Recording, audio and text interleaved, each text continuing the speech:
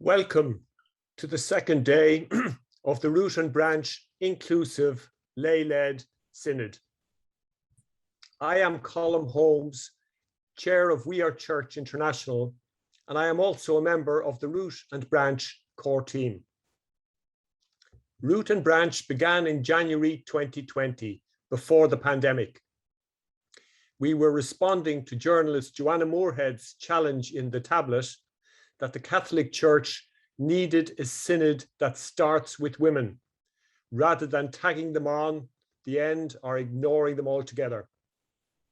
Very soon, as the name suggests, we understood that we needed to look at all areas of reform in the Church. As we have been joined by more and more people, it has become clear that Root and Branch is not a single issue movement. Women may have started it, but it would not end there.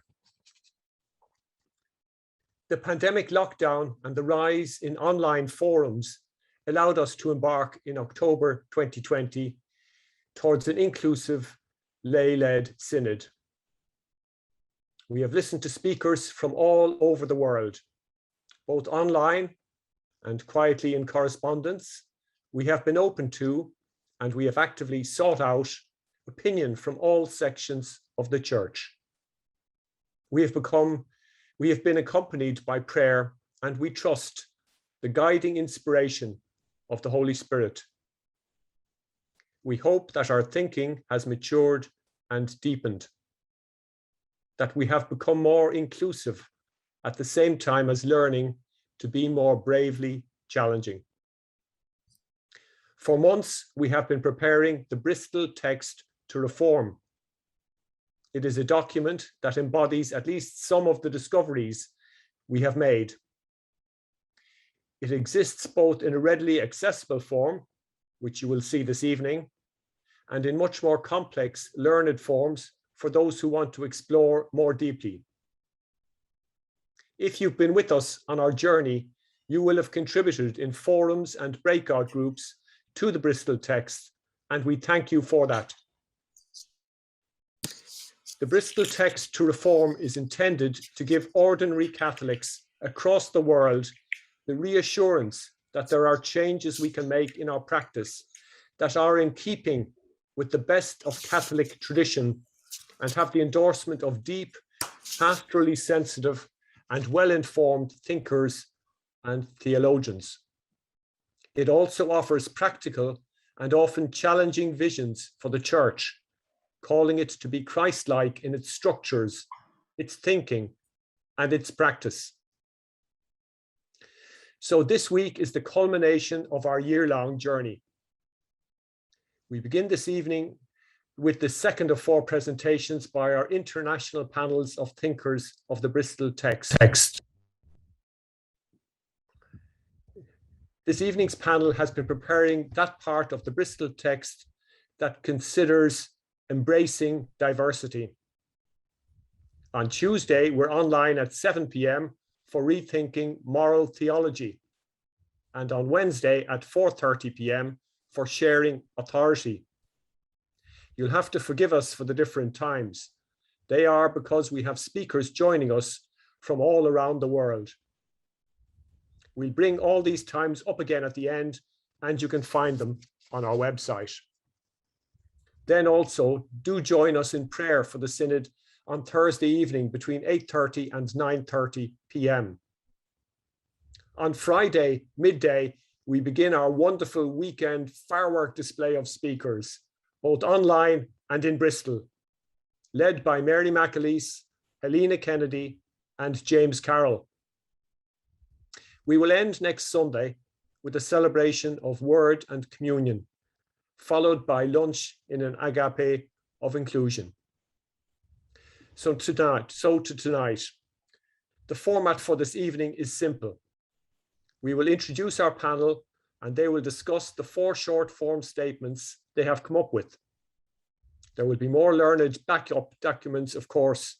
Our short statements tonight are designed to be clear and straightforward and easy to manage in this medium.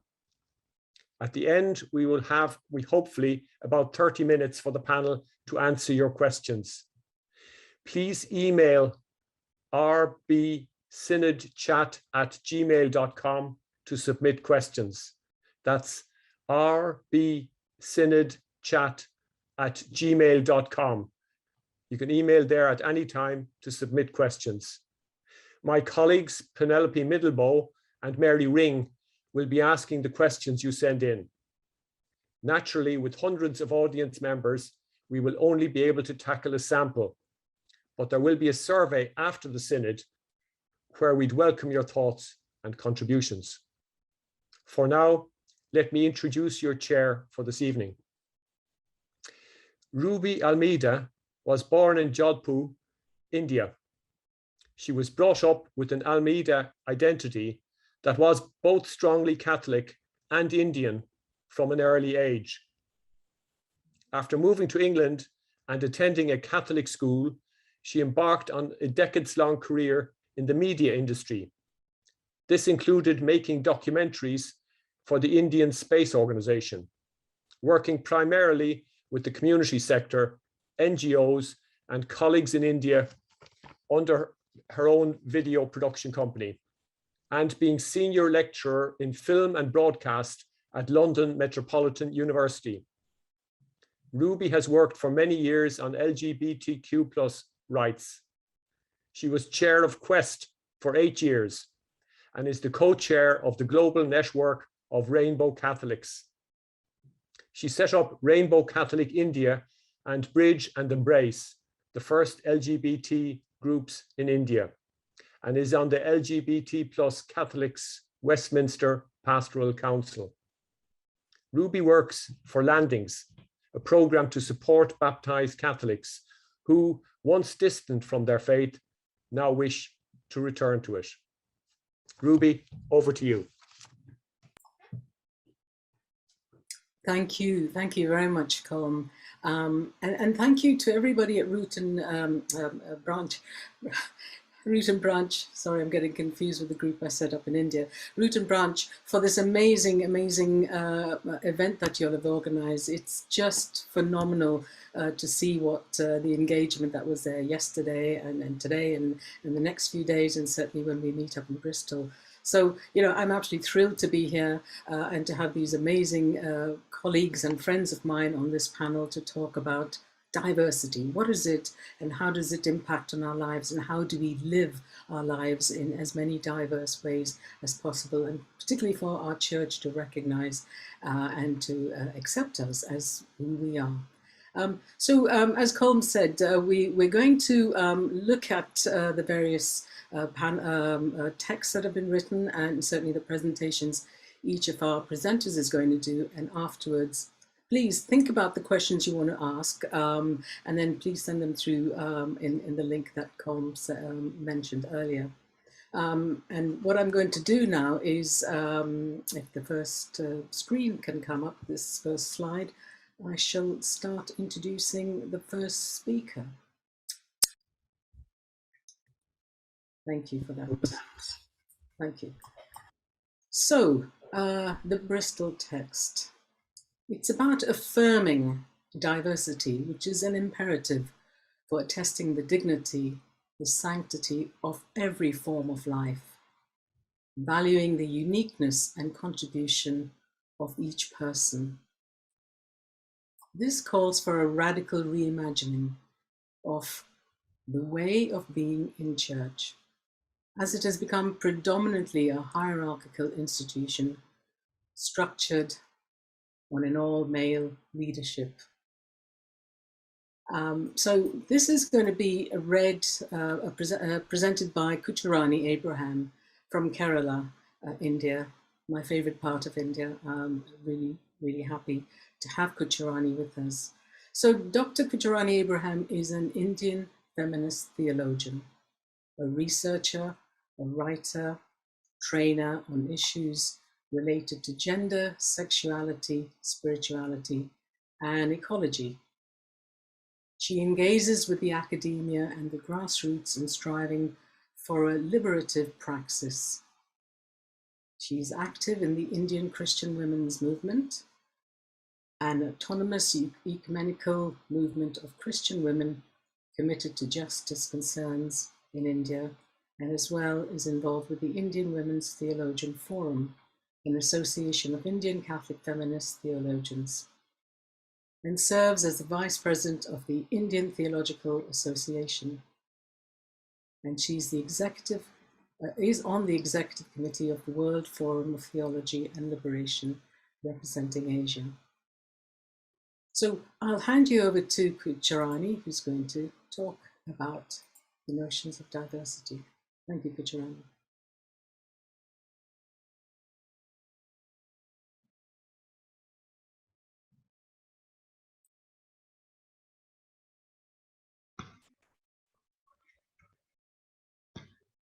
Thank you very much, Ruby, and wonderful to be here with you all. So a very good evening and greetings to all of you from Kerala in India. I feel very happy and honored to be sharing in this panel at this Root and Branch Inclusive Synod, which is certainly an important landmark in the evolutionary story of the Church. All the work that has gone into the preparation of the Synod and finally actualizing it these days is a clear indication that we, the Christian faithful, are coming of age as ecclesiastical citizens. This indeed is a proud moment for the Church, that in realizing this inclusive synod, diversity is already being manifested in the ecclesiastical body. By bringing in diverse voices from below into the thinking processes of what it means to be church in the world today, it is a moment of ecclesiogenesis. I'm borrowing an expression from the noted liberation theologian Leonard Bow, since the church is coming into being in a new way. I take diversity as the ground for building the church anew. But someone may ask, what is so new about it? Is not diversity a hallmark of the church in its Catholicity that brings together people from diverse cultures under one faith? Surely the Catholic Church is universal as a religious institution that has made its presence felt in the diverse geographical and socio-cultural contexts across the world. This is true at the level of membership and global representation. While this ground reality is acknowledged, the question is, how can diversity be a lived experience at every level of ecclesiastical life?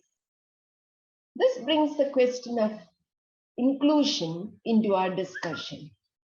I'm sure all would agree with me that diversity and inclusion are two sides of the coin. Acknowledging diversity is futile if it does not find expression in the inclusion of people with diverse identities and talents into the functioning of any organization, whether it is in the social, cultural, political, economic, or religious realms of life. This demands moving beyond binaries and dated notions that are historically conditioned on how life ought to be organized. Embracing diversity entails accepting life in its fluidity and drawing in wisdom from persons and sources, however different they may be. This is a crucial milestone in the growth process of an individual or community, since beauty and wholeness becomes a reality only by including or bringing together diverse voices, elements, and their contributions. The greatest lessons on the interplay of diversity and inclusion for generating wholeness we have from nature that is all around us. Creation reveals to us that diversity is a fundamental law of life, since plurality is the foundational code of existence. This law of nature is manifest where every being finds its space to grow and live in greater fullness and productivity. From the biblical perspective, the creation story gives the theological significance of this law of life by attesting to the fact that everything created is endorsed as good in the eyes of God. Therefore, embracing diversity becomes imperative for affirming the dignity and sanctity of every form of life. I believe that in manifesting diversity as an existential norm, nature makes it evident that every human organization needs to evolve respecting this grounding principle in life, which is foundational for promoting mutuality and sustainable relationships. However, the problematic arises in the human way of dealing with diversity when difference is ordered hierarchically in any socio-cultural setting. I come from the Indian subcontinent, and the negative consequences of the hierarchical structuring of difference is clearly evident in my society. The Indian social fabric is a mosaic of different cultures, ethnicities, religions, languages, and the like. However, the beauty of this social constitution is distorted when diversity gets organized hierarchically, and this leads to systemic inequalities. The class, caste, and gender hierarchies characteristic of Indian society and its intersectionalities testify to this fact. While this is being increasingly deconstructed in the secular realm, in the religious domain, tradition continues to play a decisive role with its hegemonic hold on people's lives, and the church is not an exception to this. I shall explain this on a personal note. I was born into a traditional Catholic family belonging to the Syro-Malabar Rite, one of the three Catholic rites in India. This church community claims its origins to the belief that Saint Thomas the Apostle came to India in the 1st century and converted Brahmins, the social group that has appropriated for itself the highest position on the caste hierarchy.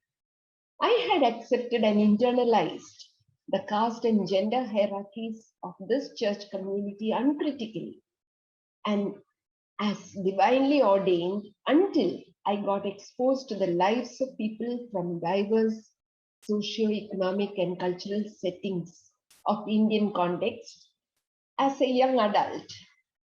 And I realized how impoverished and stunted the growth of an individual or community can become if it is stuck on a constructed identity furnished by those who hold the reins of power. This led me to deconstruct the fabricated caste identity that had gone into my own making along with its privileges. It also meant unlearning and freeing me from the gendered consciousness consequent to being at the lowest rungs of the hierarchical ladder that was allotted to women in my community. Growing out of this hierarchical consciousness was the fruit of a spiritual awakening, and this became the turning point in my life. I think this spiritual awakening is happening to many people who decide to live their Christian commitment as a community. And so I believe that it is time that the church evolves, embracing the meaningfulness of diversity and inclusion in a non-hierarchical manner. In the secular world today, diversity is promoted for the fact that it expands innovation, creativity, and productivity in the life of an organization. It is asserted that diversity matters because it brings a broad collection of experiences, perspectives, backgrounds, and viewpoints to the discussion, leading to better decision making. Today, more than ever, organizational leaders are called to focus on embracing the strengths of a diverse membership and incorporating inclusion strategies. The gendered and racialized power equations that have defined organizational relationships are being increasingly challenged. Recent developments in the diversity question also stress on the heterogeneity of group differences and challenge the view that takes difference as essentialist. It points to the importance of capturing the subtleties and nuances of difference. Equality based on difference has become the key word of all who are committed to justice, human rights, and liberation. And this informs also the struggle to establish right relationships with the earth and all its creatures. This is the 21st century world in which the church finds itself today. How is the church engaging in a constructive conversation with this aspect of the modern world? The church's commitment to engage in dialogue with the modern world was already pronounced around 50 years ago in Gaudium et Spes, one of the key documents of the Second Vatican Council. Would the official church pay heed to this cry for inclusion by diverse groups of Christian faithful across the globe? Would inclusivity, which is about honoring the right to equal opportunities in spite of differences, become a reality in every aspect of the life and mission of the church?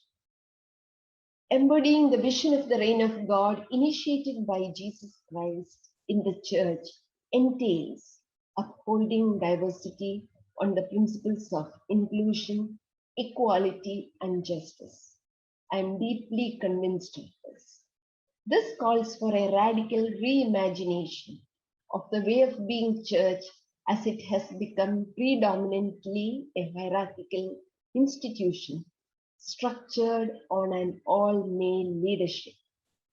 Embracing diversity in the church implies that people, irrespective of their ethnicity, race, class positioning, caste identity, gender, and sexual orientation, have the opportunity to realize their vocation and mission in the church and as church. Every aspect of ecclesiastical life, including ministries, services, and leadership structures, need to be open to engage spirit-filled persons who are proficient to realize the mission of Christ. Then the church will become once again a sign and sacrament of unity in an increasingly fragmented and unequal world as we have it today.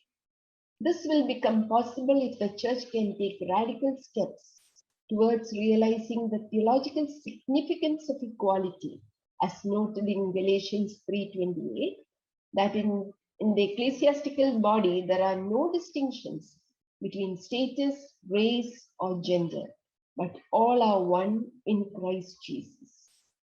This ecclesiogenesis is already happening at the grassroots where Sophia, the Spirit, is at work.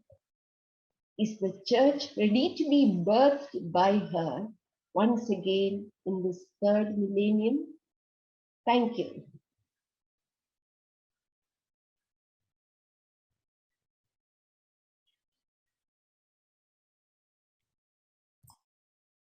Thank you so much, Kucharani.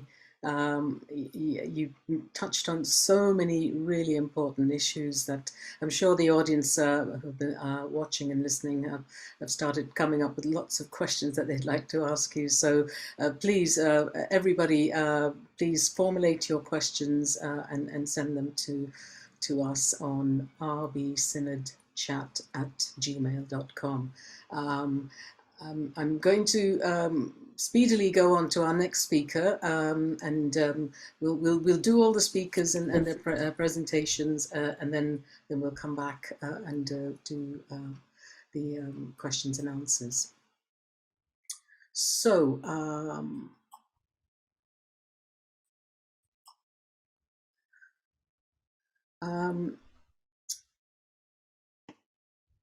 So now we are going to go on to the next speaker, and we're going to talk about gender and sex And so the church's teaching on sex and gender is confused, and it's contradictory.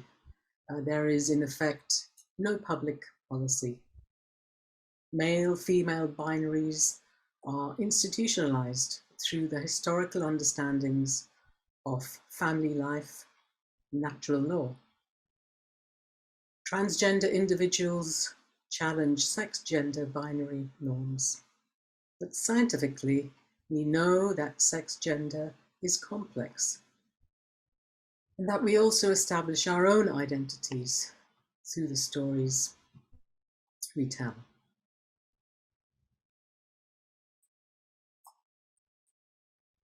So our next speaker, our next person who's going to present is Claire Jenkins from England. So we've come far away from India, much closer to home, to England.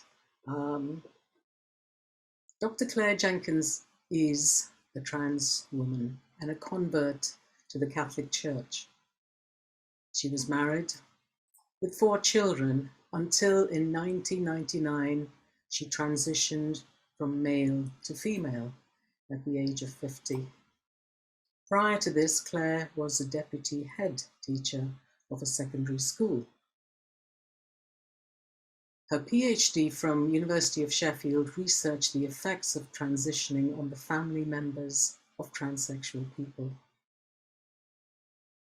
Actively involved in the pastoral care of LGBT Catholics in her diocese, she also supports the LGBT Muslim asylum seekers and refugees, some of whom have become her close friends and family in effect. And she's also an advisor to the Catholic bishops of England and Wales about transgender issues.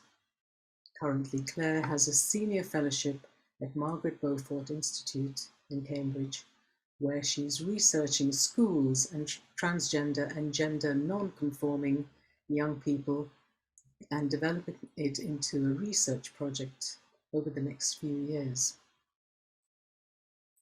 So let me hand you over to Claire, who is going to talk about very important issues close to her heart, on which she's a great expert. So thank you, Claire. Thank you.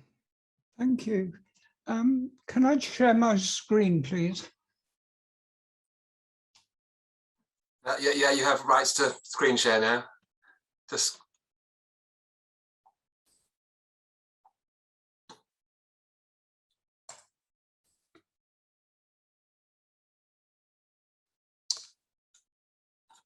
Right. Can people see that? Thank you. yeah, if you that's right. Just start the slideshow. That's right. Right, we'll start from the beginning. Brilliant. Yeah, that's good. What I want to talk about is based on the biblical passage Genesis 1:27, male and female, he created them. And as a sociologist, I want to give a perspective on the transgender experience for the Catholic Church. Ruby's told you that, so I'll move on quickly.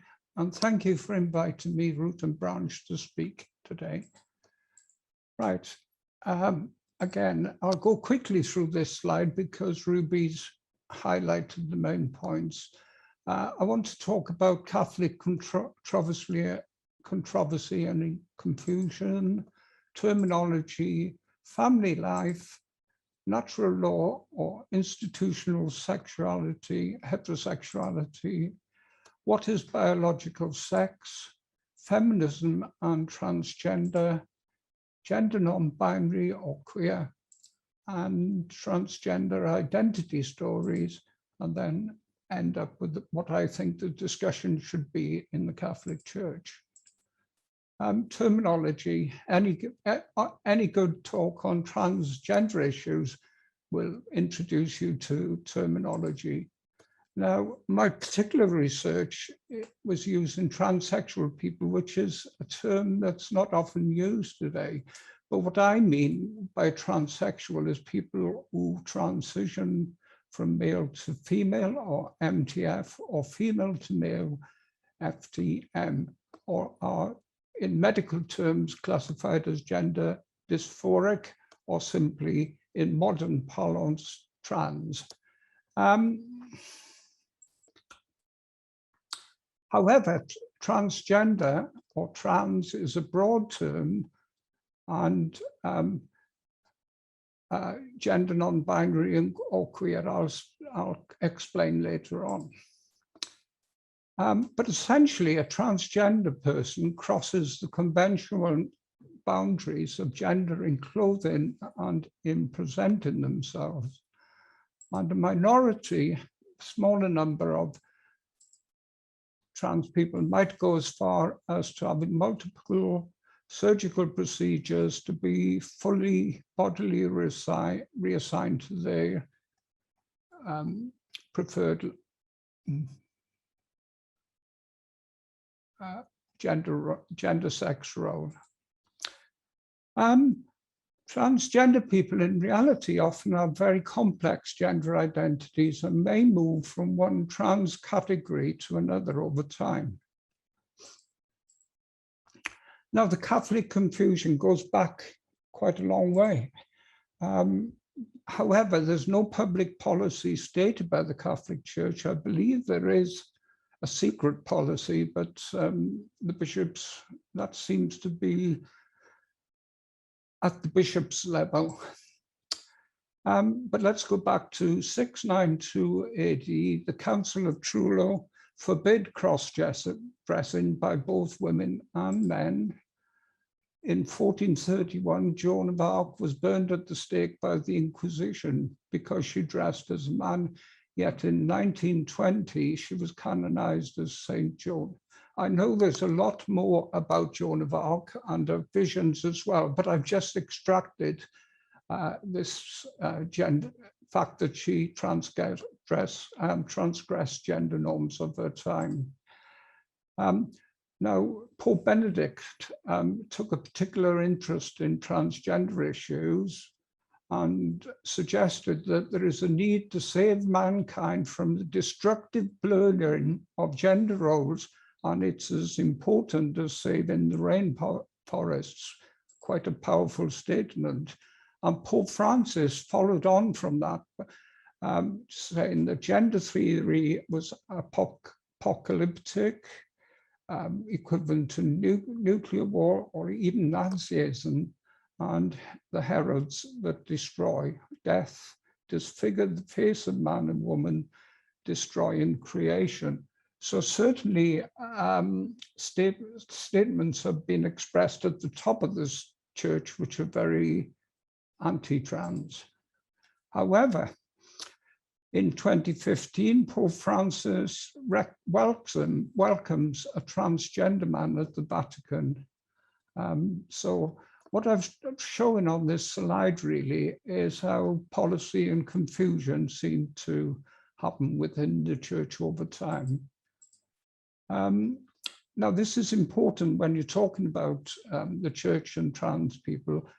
Familiar life, I call it, but the church refers to the family as a biological father and mother who produce children, and that's simply it. From a church perspective, sociologically, we understand, modern research understands families, which are characterized by openness, inclusion, and tidiness, and the reality of family relationships. What families do is the important, what they function as is the important issue as far as social research is concerned. And I'm sure you'll understand that messiness is human reality as well. Now, even though the reality is mixed, the original ideas remain quite fixed in public life and the church's understanding. Now, natural law, which is a theological term, or in a social term, institutional heterosexuality. And from my perspective, I see them as more or less similar, very similar. And basically the fundamental things is the binary of male, female, And notice I put the dominant one first. So males are considered, are in reality socially more dominant than female. Masculinity, femininity, heterosexuality, and homosexuality. And they reinforce even today through marriage, family, politics, religion, work, education, medicine, and the media. Both in society and in politics, relations of the body and reproduction are the most important relationships, which is surprising that values commonly associated with the mind, the heart, and the soul are not considered as important. And I would have thought any church or religious organization would be more concerned about these values rather than the physical body. Right, challenging the social pattern of natural law and institutional heterosexuality. Well, trans people mess up this schema, the social pattern, because the unusual relationship between male masculine and female feminine is disrupted. And transsexual people need to be constantly vigilant if they are to survive, because trans women are supposed to look like women and trans men like men. Now, this is the controversial area. Well, it's all controversial, actually. What is biological sex? Now, I'm trying to bring us up to modern scientific social understandings. Historically, and even today, in normal practice or usual practice, when a baby is born, the presence of a penis or a vagina and labia indicate which of the two binary sex the baby is. As the baby grows into an adult or through puberty, body hair distribution and breasts develop and differentiate male and female. If you look inside the body more closely, you'll discover there's ovaries or testes which distinguish, and then more sophisticated again, levels of estrogen and testosterone. Remember that all humans tend to have both estrogen and testosterone circulating in their bodies, but for females, for example, estrogen tends to be levels tend to be much higher. Now, I'll put this next issue in red because this is where science stops in a sense. Sex might be something to do with genetics or individual cells or even the brain. Now, research in both these areas is not conclusive, so there is ambiguity there. And also, we need to, as we all intuitively understand, I think, human organisms actively evolve from fertilization until death, and no single academic or clinical discipline provides the best way of understanding human sex and gender identity. Now, the media won't be aware of that. Feminism. It's not all about. Janice Raymond is an interesting character. Janice Raymond was religious in the States in the 70s, up to the late 70s, and she stated quite categorically in a PhD thesis that it's biologically impossible to change sex because of the chromosomes. Males are XY, females are XX. So a male who transition or even has bodily changes is still going to have XY and still has, a female still have XX. But of course, science has uncovered that there are different patterns of chromosomes. They're simplistic. And I believe there's about 102 different types of patterns discovered at present. And going back to Janice Raymond, she makes this biological fact, but she also says the male to females don't have the social experience of patriarchy. Okay. And radical feminists will follow Janice Raymond, but that does not match transsexual lived daily experience. And other feminists are more supportive and trans theorists, and they argue that trans people challenge gender, sex, and sexuality. Judith Butler is a very significant character, an American philosopher and gender theorist. And Judith argues that at birth, or even before birth, using ultrasound, a doctor or midwife sexes the baby. What I've been saying earlier on, decides if it's male or female. And then following that,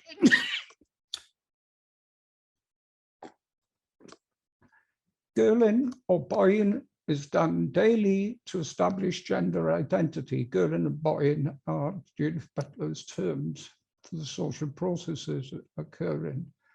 And therefore, she sees sex and gender as a social construction. However, transsexual people don't recognize natally assigned gender identity. All the transsexual people I studied experience distress and tension, and they'll get recognition if they accept their natal sex, gender, or ostracism, or even violence and discrimination if they don't accept the natally assigned gender and start transition. Just a brief digression onto gender non-binary or queer. Now, as far back as I can trace, this started not that long ago, but in Anglo-American society and amongst more affluent young people. And gender non-binary is defined as they don't have a gender, or they're non-binary or gender queer. So in essence, they're refusing the binary. And some people, including me, think it has something to do with the socio-political ideology driven by patriarchal understanding of male dominance and by an excessive fixation with gender issues within the media and celebrity culture. That's very controversial, but it's just a hypothesis. It might or might not be true. Research will prove whether that's right or not. And for even some people, it's primarily a personal or individual choice. And the Pope has said it could be driven by neoliberal market emphasis on Enlightenment individualism. And he's quoted as saying, what's happening? How can I, oops. Only by losing the fear of being different can we be freed of self-centeredness and self-absorption. Sex education should help young people to accept their own bodies and avoid the pretension to cancel out sexual difference because one no longer knows how to deal with it. That's Pope Francis from Amoris Laetitia. Right. We establish our identities through the stories we tell, all of us do. And an identity only becomes a big issue when it's in crisis, particularly for sex and gender for transsexual people, pre-transition, as I've said earlier. This is a story, quick story of Nigel, a transsexual man, female to male. My biological sex is female, and obviously I never quite identified with that since I was young. It took a while to get my head around who I am, where I was going with things, and I think after 7 years, I found myself in a bit more happier place since I've transitioned to be a man. And we tell our identity, all of us tell our identity stories to others. So it's a social thing again. and it emphasizes our human interdependency. But often transsexual bodies, or even trans people's bodies, don't reflect what they feel inside. And as I've said earlier on, we need to be careful, or we're going to experience violence and discrimination. I think I'll skip this slide for speed. Right, let's have a look at the discussion. Clearly, transsexual people violate the traditions of Abrahamic religion. That's Christianity, Judaism, and Islam, since they transgress the normative relationship between biologically sexed body and the socially performed gender. And the church can, now, my experience is that there are very few people in the church hierarchy who understand what gender theory is. They quote it quite a lot, but it's a bit like a straw man. But gender theory essentially emanates from Judith Butler. And as I said, there's different understandings. So the church needs to consider this more deeply. And certainly, not only in the church, but right across medicine, more research is needed about gender, non-binary and genderqueer. There's very little known. So the church needs to think clearly about that again. And as I've said, so often when trans people transgress the sex gender norms, violence ensues. So does the church want to be complicit in this violence? And Amoris Laetitia, that the church needs to respond pastorally to diverse family forms. And in conclusion, things the church might do then is move, certainly transgender people are marginalized, and move it, as Pope Francis often says, move it from the peripheries into the center. And it may hold its traditional teaching in tension with the pastoral situation of transgender people and their families. And they might take the opportunity to discern what God is calling us to do about this complex problem. And finally, it's an opportunity for the church to follow Jesus, showing mercy, tenderness, and love. Thank you.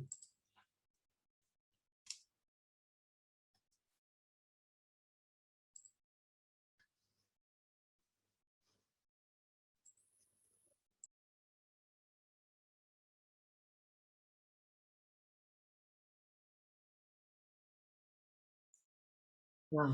Well, thank you very much for that, Claire.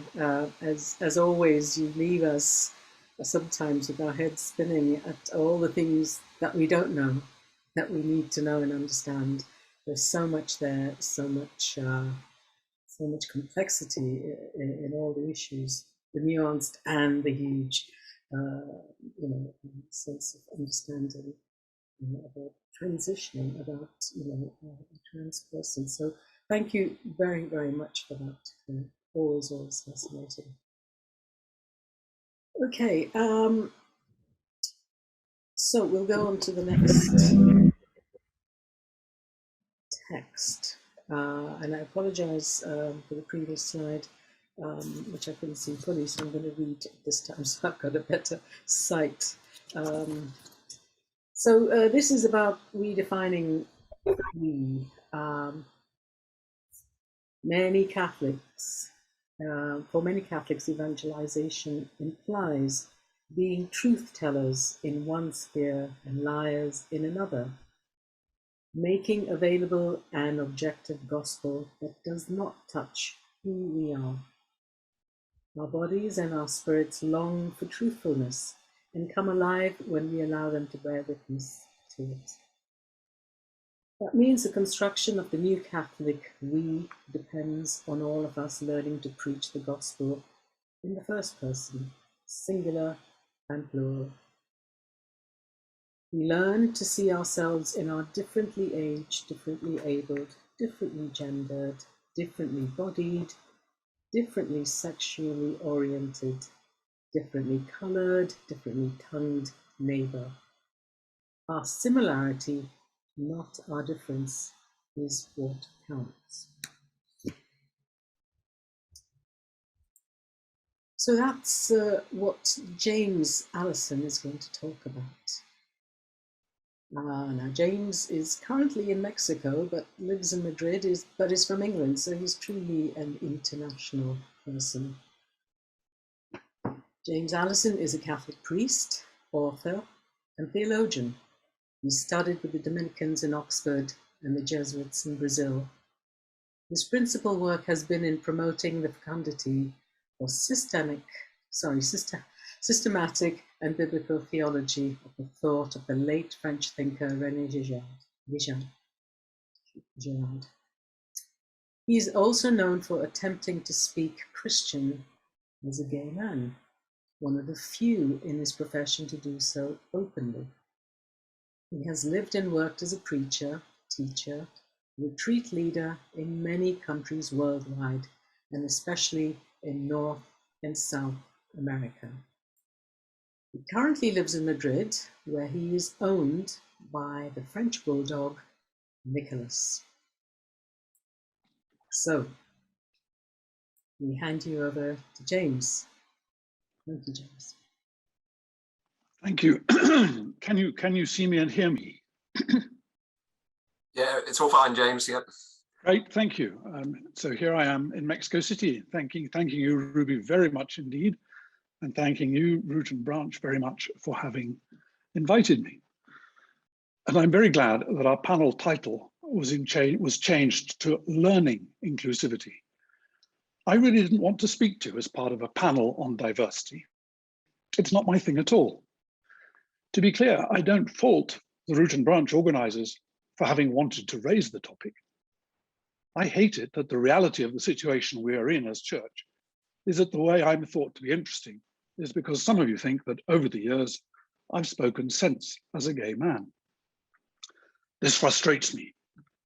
My passion from my first book, Knowing Jesus, to my most recent book, The Introduction to the Christian Faith for Adults, called Jesus the Forgiving Victim, to my most recent web initiative, prayingueucharistically.com, is evangelization. Working out a fresh way, one that is livable, prayable, and preachable, to make sense of the gospel such that it can be shared, and such that we can build Eucharistic communities which are learning to be signs of the kingdom. If anyone were to ask me which part of any synodal group or church project more widely I would like to be part of, I would unhesitatingly say evangelization. That's my thing, as preaching is my passion. But it is in fact my fault that such an invitation is very unlikely to be forthcoming, for some time at least. My fault that I get instead invitations like this one, to speak as in some way representative of an issue I'm not really interested in. For all of which there's a simple enough reason.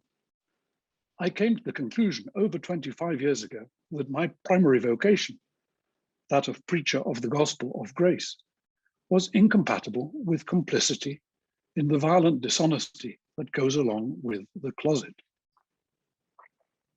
In other words, I realized that I couldn't be a truth teller in one sphere and a liar in another. Or rather, of course, that like everyone, I could be and was both of those things. However, I knew that I had to allow the truth and grace of the one to start slowly to melt away in me the violent dishonesty of the other. Because otherwise the reverse would be true. The closet would form the gospel, imposing the structure of what can and can't be said. And what I found out over the intervening years is that my decision was unacceptable. The precondition for being involved in any form of publicly recognized Catholic evangelization is that you do not attempt first-person discourse as an L, G, B, or T person. That first-person discourse that Claire has just talked about as well. Though, of course, sometimes people claiming to be X, one or other of those things, are briefly given platforms and then hung out to dry by the dishonest opportunists who promote them. But mostly the precondition is that you make available an objective, apodictic gospel that doesn't touch who you are, And above all, that you don't challenge the preaching of those for whom LGBT people are enemies, necessary for the construction of whatever form of sacred boundary they are projecting. It is for this reason that over the years I have had slowly and with many ups and downs to try to work out what it means to preach, to share the gospel, publicly to witness to Jesus in the first person as a gay man, with all the complications of my sinfulness, as well as the sexual, relational, and psychological incompetence and immaturity that are part of my baggage, as they are that of many other gay men of my generation. But without too much fear of what will come to light, things of which I'm ashamed, and things of which I'm not ashamed, but of which some would think I should be, since I know I am loved. Because of course it's only as you allow yourself to become the person who you are that you find yourself loved. It is Jesus's loving you, even where you would be at your most ashamed, that enables you to relax into being loved. And it is as you relax that you come to know you are loved. And it is as you come to know that you are loved that you begin to be able to preach the gospel that is coming to life in you, rather than some theological soundbite or ideology to which you must hold for professional reasons, with all the no-go areas it imposes. And this is really the only interest the matter of diversity has for me, its relationship to evangelization. And that means its relationship to the possibility of first-person discourse in Christian preaching. I dislike much usage of the word diversity. It comes across as a lazy catch-all of minority groups being pandered to by some imagined majority group who are supposedly learning to be kind to people who are different. That may be appropriate when it comes to employment law or health and safety provisions. But when it comes to being Catholic, it is our similarity, not our difference, that is important. It is when we see ourselves in the differently aged, the differently abled, the differently gendered, differently bodied, differently sexually oriented, differently colored, differently tongued, differently moneyed, differently rooted in a specific country or town, that we are enriched by each other, whether we are in a majority or a minority in any specific area. And we are, all of us, in both majorities and minorities, in intertwining dimensions of our lives, interactions, and conversations. But that means that the construction of the new we, which is what Catholicism is all about, the we out of every people and nation and tribe and tongue, depends on all of us learning to preach the gospel in the first person. The first person plural forming the first person singular, and the first person singular reforming and keeping alive the first person plural. And here I will grudgingly concede that a panel on diversity might have made sense. For what it means in real terms is that there are some of us who have had to do an enormous amount of spade work in order to reach a place of being able to talk in the first person. Because of this, we might have something to offer to those who have not so far had to do that much spade work. For some are beginning to realize that the first person plural, the Catholic we, which formed and lubricated their first person singular, is not real. And that the Catholic first person singular they were happy to swim around as is no longer fit for service. Furthermore, I guess it is clear to those here, those attending Root and Branch Synod, that the official we of church authority lives in a sycophantic, self-reinforcing bubble and throws around the word they in a largely delusional manner. When church authority talks about women or trans people or homosexual persons, often enough what they claim to respect are in fact Gnostic fictions of their own imagination. The real people concerned are told how, a priori, they aren't what they think they are. Yet it is church authorities' own self-referential concoctions whose gear wheels have no traction with reality, as indeed many of that authority's own members will tell you, off the record, of course. Thus, if there is to be a teaching authority rather than a maintaining ideology because we're too frightened to actually learn and become teachers authority, then learning how to say we, inclusively but not invasively, and you, tentatively and with real interest, and I, occasionally and with gratitude, quiet delight, and occasionally with penitential tears, is very much going to be part of the synodal process. So as that process gets underway, have we yet reached the stage where the various stones that the builders rejected are able to find their way into beautifying the head of the corner? If we have, it's because a huge work of conscience has been going on. People in each of the categories too lazily described as diverse, having had to sift through many things on the way to becoming a tentative first-person singular. One that's not in rivalry with, but helps glorify the new first-person plural, the holy city that is coming down upon us. Typically, we've had to work through the shame of the space we found ourselves occupying, learning to distinguish between things that are sinful and things that are part of creation, not shameful at all, but potential bearers of glory. In order to do this, we've probably had to discover something central to the Catholic understanding of conscience, which is that it is above all inherently related to truth, to what is real.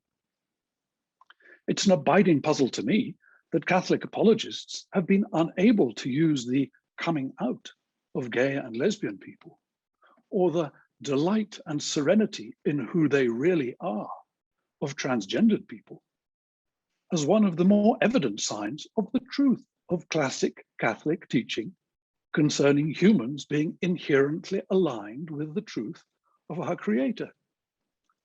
Humans really aren't infinitely malleable, morally relativist, and corporally different. Our bodies and our spirits long for truthfulness and come alive with zest and song when we allow them to bear witness to it. One of the privileges of being LGBT and Catholic is having had to wrestle hard with what seemed commonsensical in our upbringing in order to live in the truth and to be made free. It's not that scientific knowledge trumps religion for us. It's that our properly religious conscience has been helped by science to defang the strictures of the sacred and come to life in the reality of creation discovered as holy.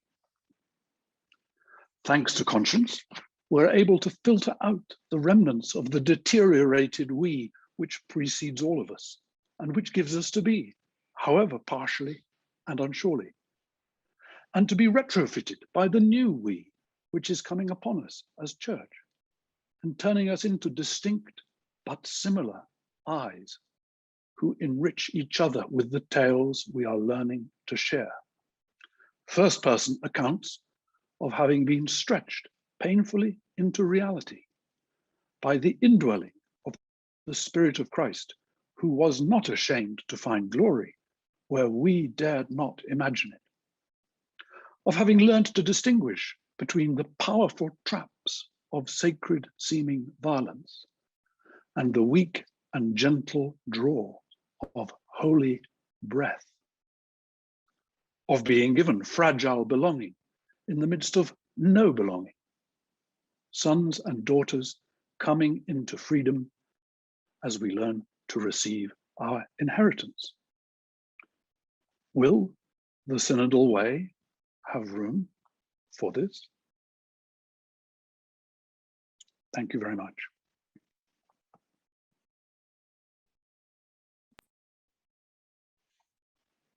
Thank you, James.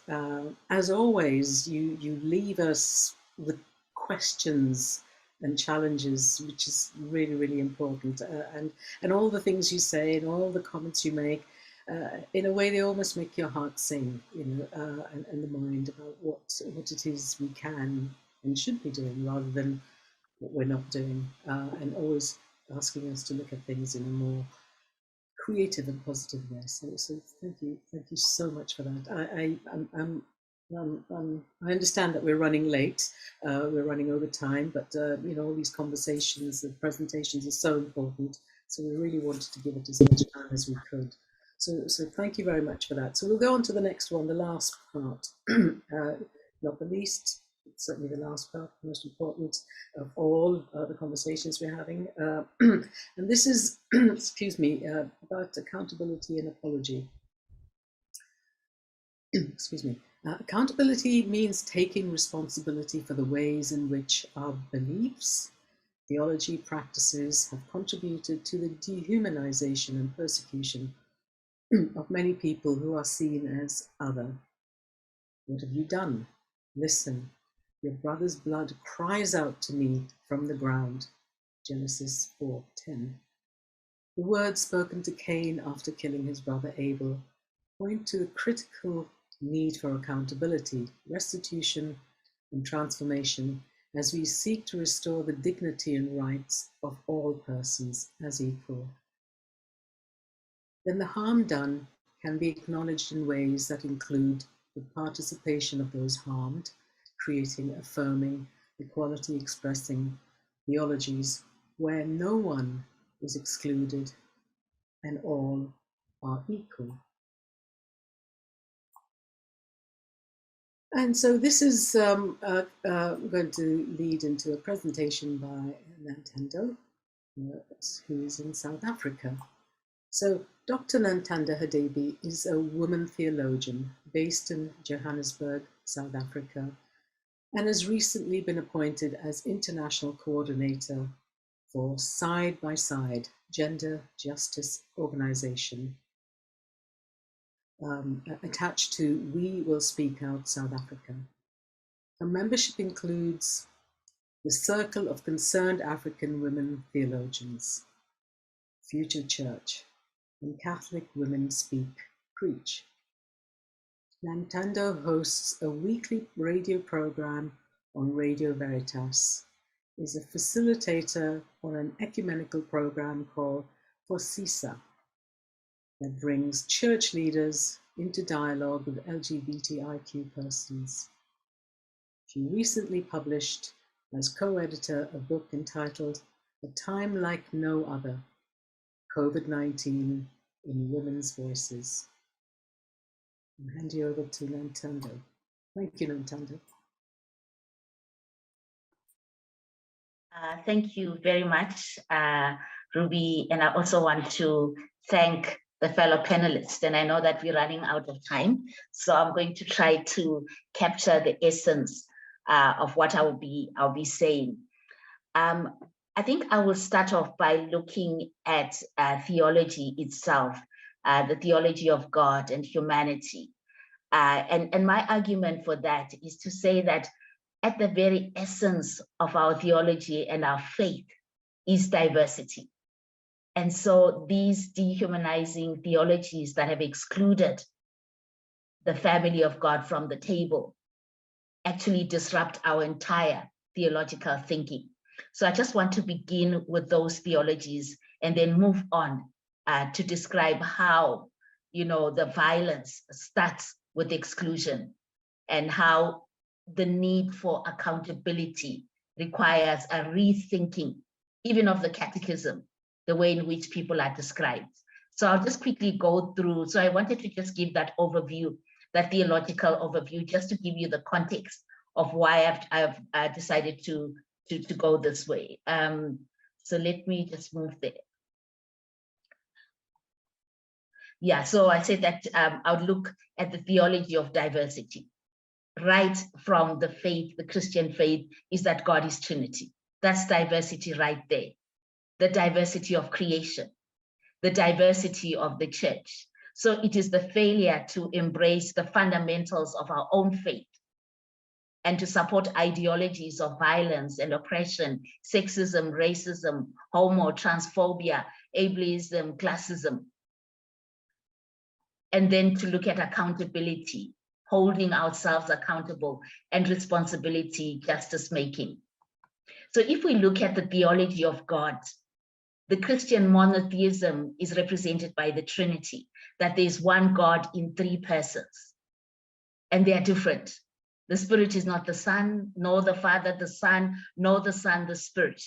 So right there in the very essence of our faith is an understanding of a God who exists in difference and yet in oneness. And that oneness doesn't blur the differences.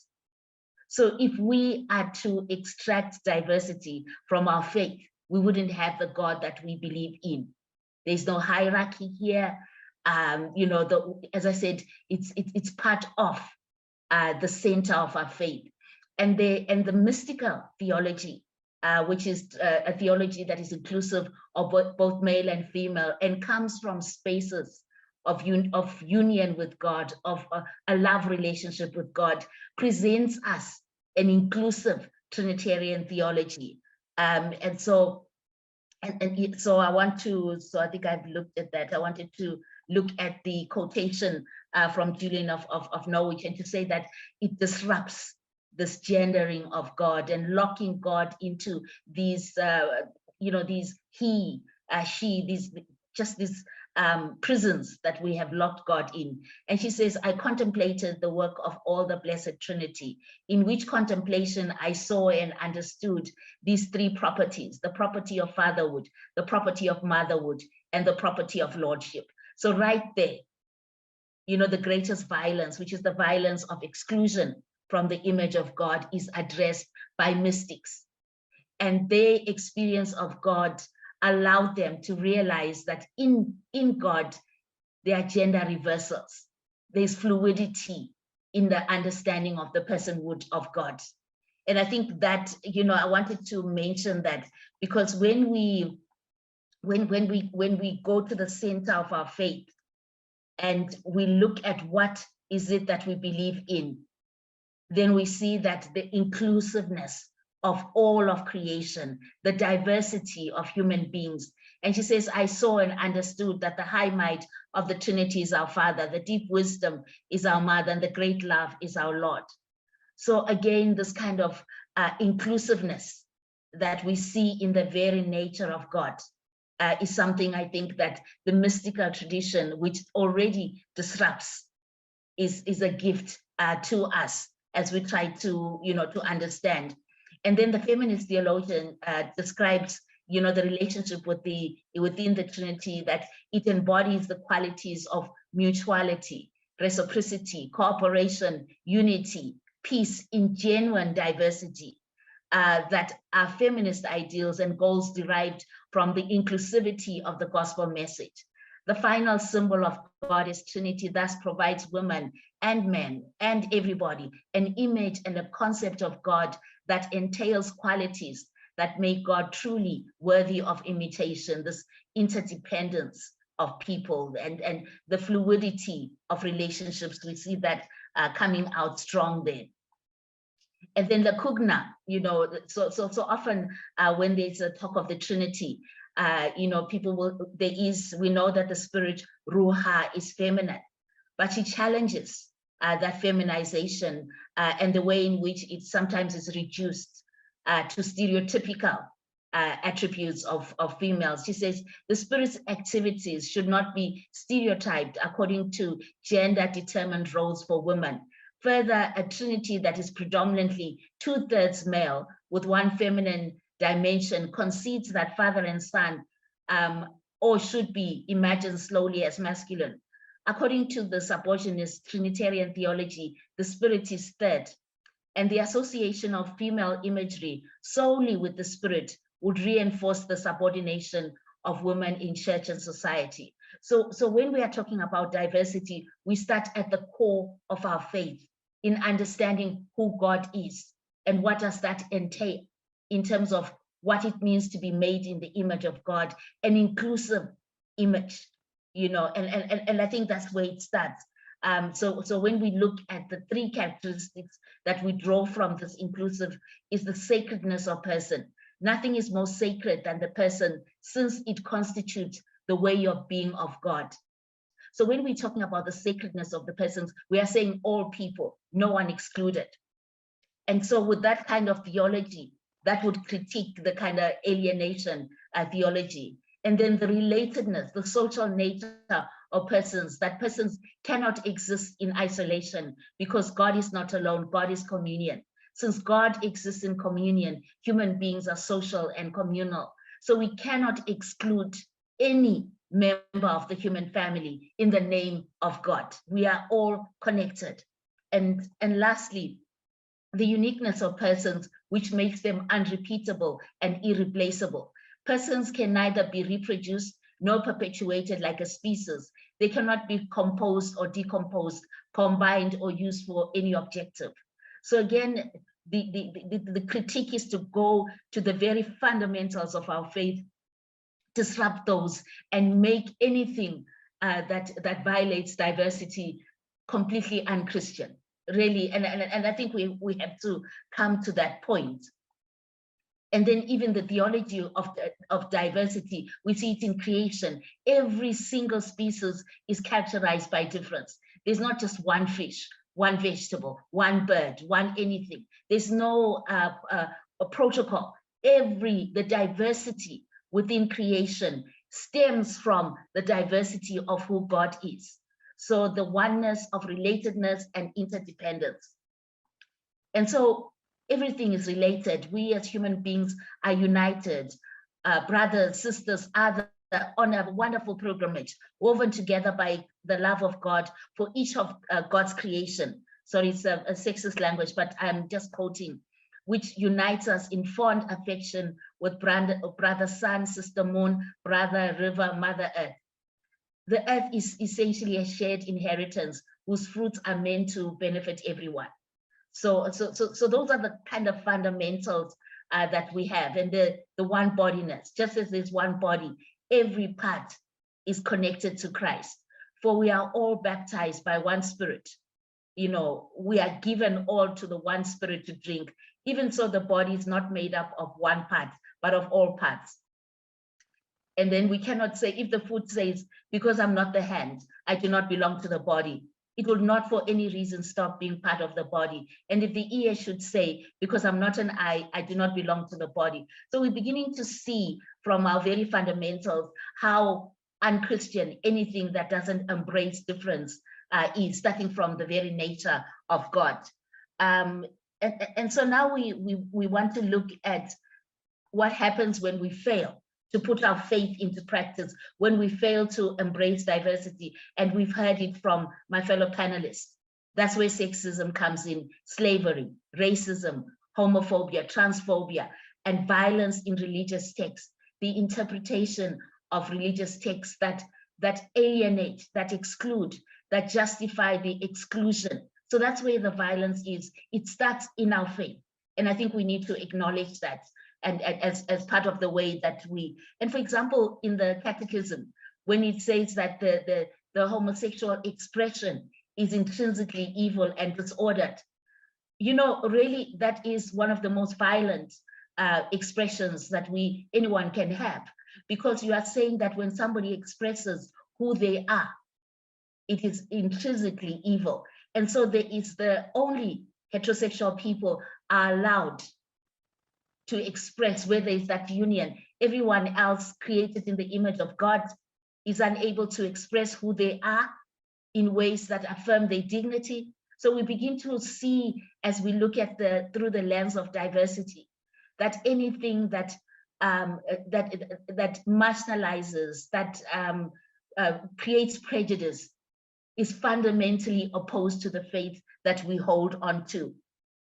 And I remember pointing that out, I think, at the Bishops' Conference here. And they were saying this is the first time we actually understood how violent this text is, because we know that words are so powerful. If we look at any form of violence, it starts with the language in which we package, the way we call people. And so that becomes the seeds. You know, so having that in our catechism doesn't lend itself to love, to inclusion, to, you know, to diversity. It means like a certain group of people is not allowed to express who they are. So that's where we see the violence. And then the accountability. And we have an example from the Dutch Reformed Church here in South Africa, where they took responsibility for the theologies of apartheid, and they apologized. They called apartheid a heresy. And they said that we are aware that this theology has destroyed Black bodies, brown bodies, and we are declaring it a heresy. And this is what accountability is. It's not just a statement to say we are now including everybody. It is coming to say that all theologies that have dehumanized women, dehumanized LGBTI, all those theologies are heresy. We need to come to a very clear statement of calling these harmful theological that have harmed people, that have allowed people, and also even the silence. You know, when people are attacked because of their gender expression, we are not seeing churches closing down and saying that is we are standing up because this person is made in the image of God and any violation is unacceptable. We don't see that kind of rising because underneath are theologies and ways of non-acceptance of diversity. And so here's a real example of a church that came and said, we confess that our theologies are heretical. And we see that also in Laudato Si, where Pope Francis talks about that the theology of domination of the earth should be rejected. So again, this theology of domination, of marginalizing people because of their gender should also be declared a heresy. And yeah, so that's an example I want to leave us with. And then the responsibility for justice making, that there needs to be a responsibility to put things right.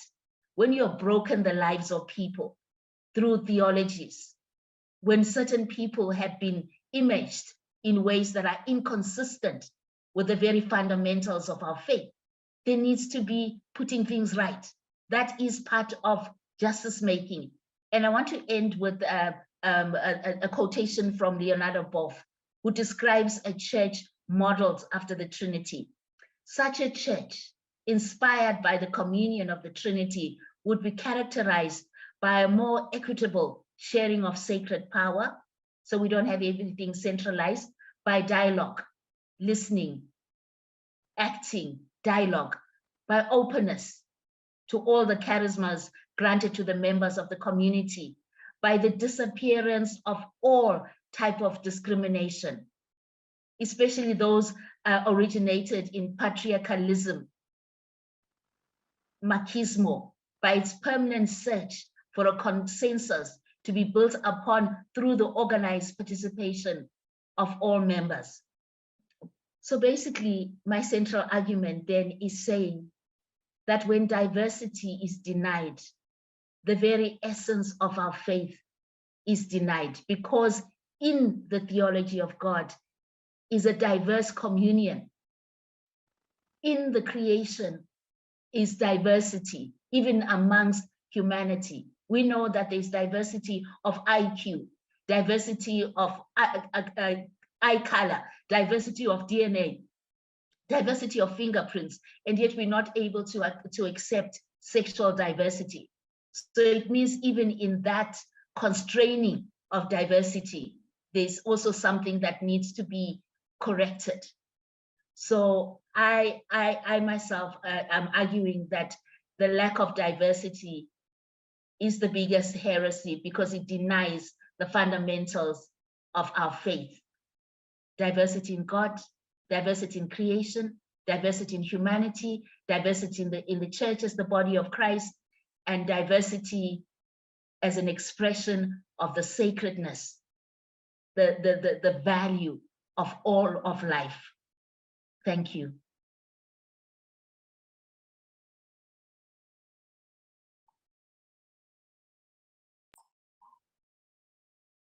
Thank you very much, Nintendo.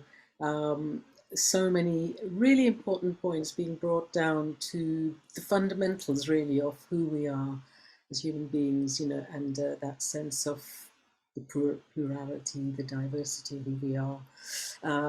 In all that we see all around us in the world, you know, we fit into that mosaic of the world and creation. So thank you very much for that. I appreciate that we are running late, but there are many questions that have come up that are going to, some of them are going to be collated and posed by Penelope.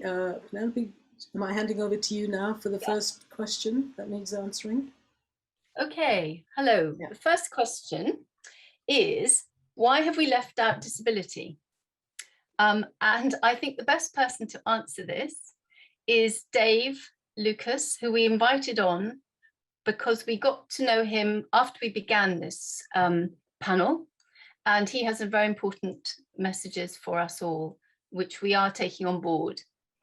Dave, can you hear me? Yeah, yeah. Great. Hi, Dave. Hi. I think it's because it's the thing that makes us feel most uncomfortable. We look at disabled people and we think, oh God, that could be me.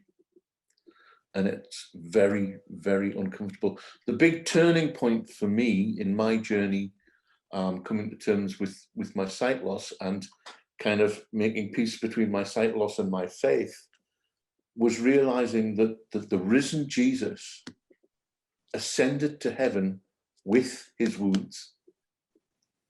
That was huge for me. We tend to think, you know, people often say, as a kind of way of trying to comfort disabled people, oh, but when you get to heaven, that'll be gone. What we forget is many disabled people identify as, in the same way that we talk about LGBT people, they identify as disabled. It's been a 30-year journey for me to come to terms with my blindness. And now it defines who I am. It informs my faith. It doesn't get in the way of it. It did. It now informs my faith. So we need to start thinking in those kind of terms. And one of the biggest difficulties, I think, is that the church has confused the difference between healing and cure. I tell people I am healed of my blindness. It no longer is such a big thing for me that it dominates everything. I'm healed of it. I'm not cured of it. I'm still a blind man. But it no longer is the big thing in my life that drags me down. That's the difference between healing and cure, and we need to learn that as church. I hope that helps.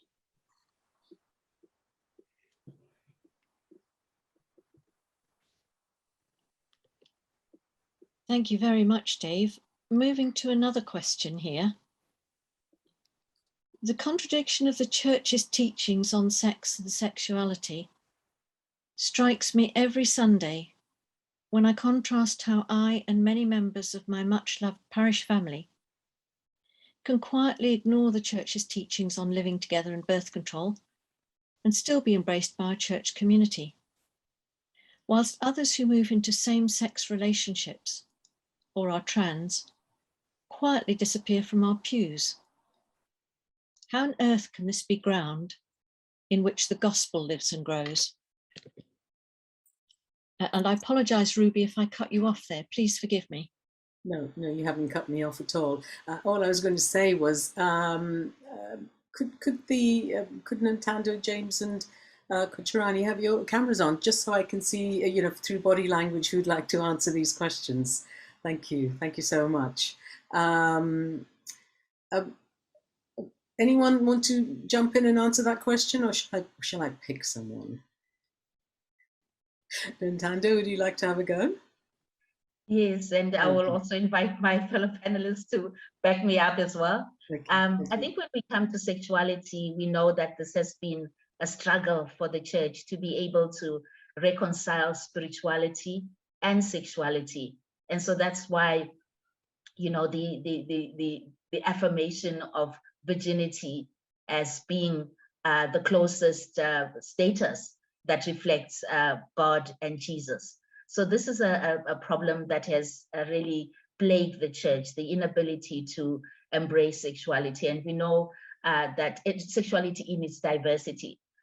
We know that, you know, Pope John Paul, through the theology of the body, tried to do something, but there wasn't. And so even you had this, that's, you know, the opposition to contraceptives and all of that, or, you know, having a suspicion. But I think now there is an understanding of sex as being an expression of love. But once again, it's always limited. It's always a particular sexuality that is upheld. All other diversity of sexuality are excluded, you know. So there's the kind of privilege. Heteronormativity is very much so aligned with sexuality that anything else that doesn't fall into that category is rejected. It's really couched in language that communicates complete rejection of sexual diversity. So I would maybe start there and then hand over to my fellow panelists to beef it up. Well, yeah, well, sadly, beefing up is not going to happen because we're running very, very late. So it's going to have to be one-hit wonders at answering the questions that come up. So sorry about that. So we're going to try and pack in as many more questions as we can. So if we can just have another question, please. Hello, yes, we have this question, really inspired by James. You talk about the primacy of a passion for evangelization. James, would you ask every synodal proposal how this will nurture, support the evangelizing mission of the church? So everything that we're coming up with, can it feed into nurturing, supporting, and evangelizing the mission of the church? Can you hear me? Yes. Yeah. Okay. Yeah, I hope so. I mean, I think that one of the really interesting things is I understand that Pope Francis's reorganization of the Vatican Curia is in fact going to put evangelization as the locomotive of the train of all the other departments, and I think that we should be doing the same. The question is, are we making the gospel available in such a way that it can be shared? And I think that's absolutely central going forward. I agree totally with the question as it's posed, and I hope that that's going to form our response. Thank you, James. We got another question? Yes. Yes, indeed. This one simply says, could you recommend a forward-thinking book on prayer? Anyone got any recommendations? Dicharani, you're smiling. Actually, I have stopped reading books on prayer. I'm listening to my own body. I listen to the earth. I listen to conflicts. I listen to, for me, that has become the open book on prayer. You know, for me, experience of life speaks of how the spirit is gasping, is bleeding, is healing. So in a way, I have stopped. Maybe feminist spirituality has taken me out of the text to the texture of life. And I find that texture very, very powerful in its language, which connects you to the spirit. So for me, I cannot recommend a book on prayer. Sorry. Anyone got a book to mind that they could quickly recommend before we go on to the next question? No? Okay, thank you. Yes, another question, please. What role does hierarchy play? The question is, if hierarchy is diverse, if it could be diverse, would that not be a force for good? Who'd like to take that one? Yep, thank you, Nintendo. I think, you know, when we think about hierarchy, it's about inequality. It is about, again, a certain group of people having access to power. And so we find that the same, even if in that hierarchy you end up having women, you'll find like the same patriarchy continues.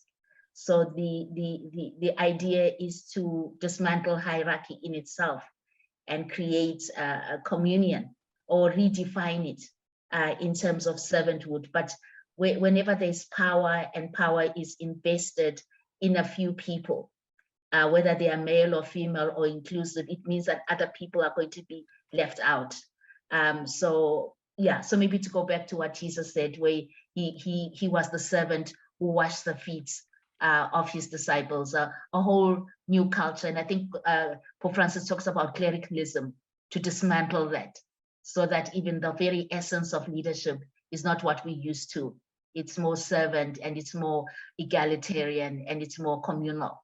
You know, I think of African traditional religions, they don't have, for example, Moses or somebody who is leading, because they're communal, you know, where the community comes together, creates consensus, creates a collective. And I think we can try to find a model that doesn't invest power in a few people. Thank you, Lintando. We got time for another question or two? Okay, thank you. One more. Okay, right. Thank you, Mary. Just coming through. Sorry, scrolling. We've got so many questions. What a shame we can't ask them all. This person says, I know that from personal experience, pre-puberty at 16 years, I was happy in trousers and short hair, comfortable shoes, but relieved that I was able to be just myself in a girls' convent school where I had to wear a skirt and dress. However, I found that I grew into my female gender post-puberty and no wish to be trans, but I'm still comfortable with trousers, short hair, and happily married with daughters. But she says, I feel uncomfortable pressures to change gender at an early age. I don't know if anyone would like to pick that one up. Claire, yes.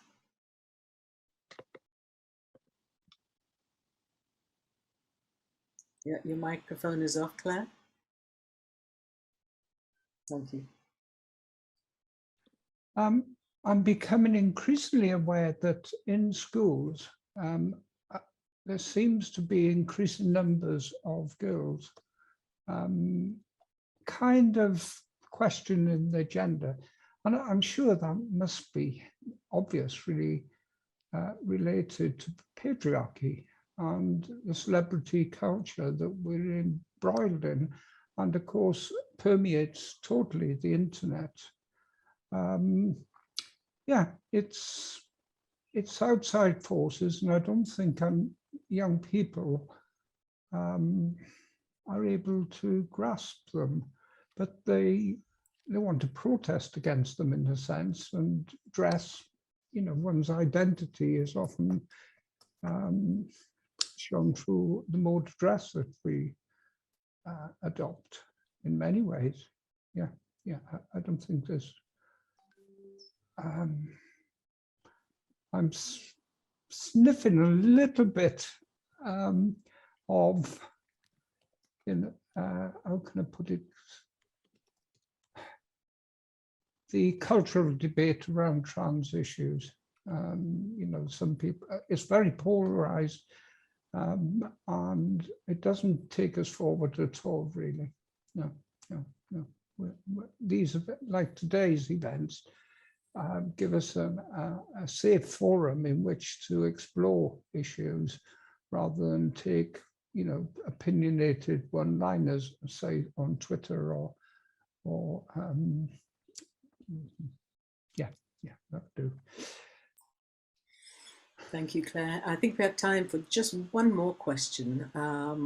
Yes, Penelope. Ooh, microphone's off. Not sure if this is Penelope. Oh, it's for you, Mary. I'm sorry. I'm so sorry. Okay. One last question then. Where is the voice of the poor, or the working classes in all these synod deliberations.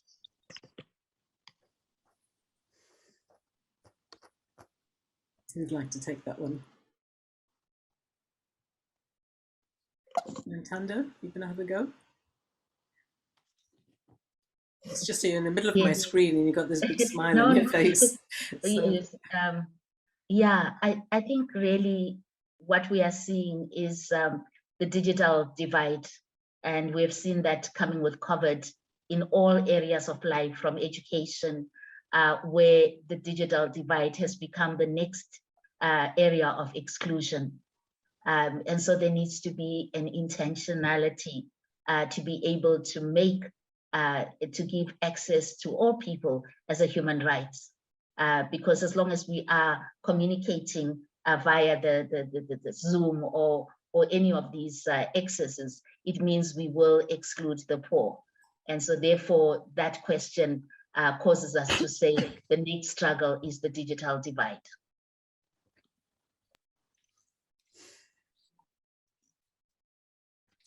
Okay, I think we're going to have to stop. We've run over time. I do apologize for all you sent in all your questions. It's just not important. It's just impossible to deal with all of them. However, let me first of all say thank you to all of you who have attended and have been watching it on our YouTube channel, and most importantly, thank all the panelists for all the hard work they've done, the planning and the preparation for their presentation. It's been absolutely wonderful. So tomorrow we have the Moral Theology panel at 7 o'clock British Standard Time. And then we, on Wednesday, we have Sharing Authority at 6:30 British Standard Time.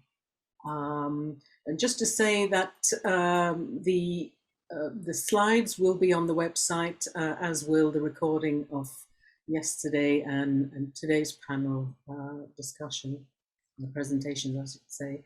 So they're all there, and well, all I can say once again is thank you very much for attending, and we look forward to you joining us tomorrow and the next day, and hopefully in person in Bristol.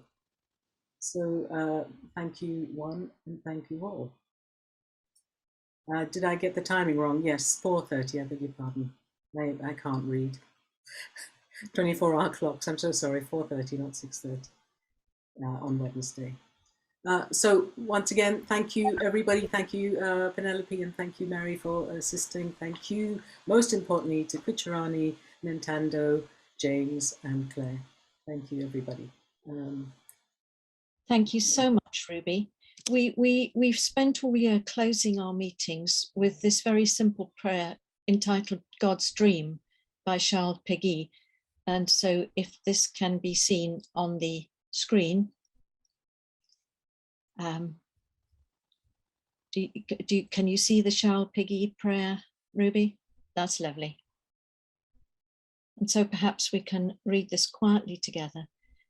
I myself will dream a dream within you. Good dreams come from me, you know. My dreams seem impossible, not too practical, not for the cautious man or woman. A little risky sometimes, a trifle brash perhaps.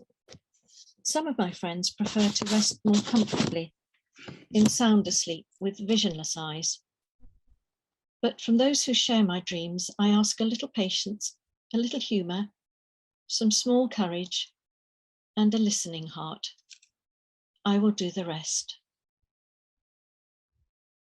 Then they will risk and wonder at their daring, run and marvel at their speed, build and stand in awe at the beauty of their building.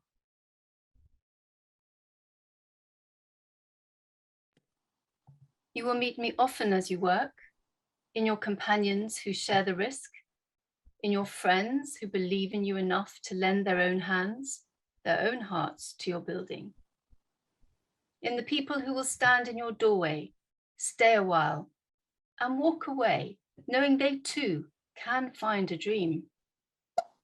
There will be sun-filled days, and sometimes it will rain. A little variety, both come from me. So come now, be content. It is my dream you dream, my house you build, my caring you witness, my love you share. And this is the heart of the matter.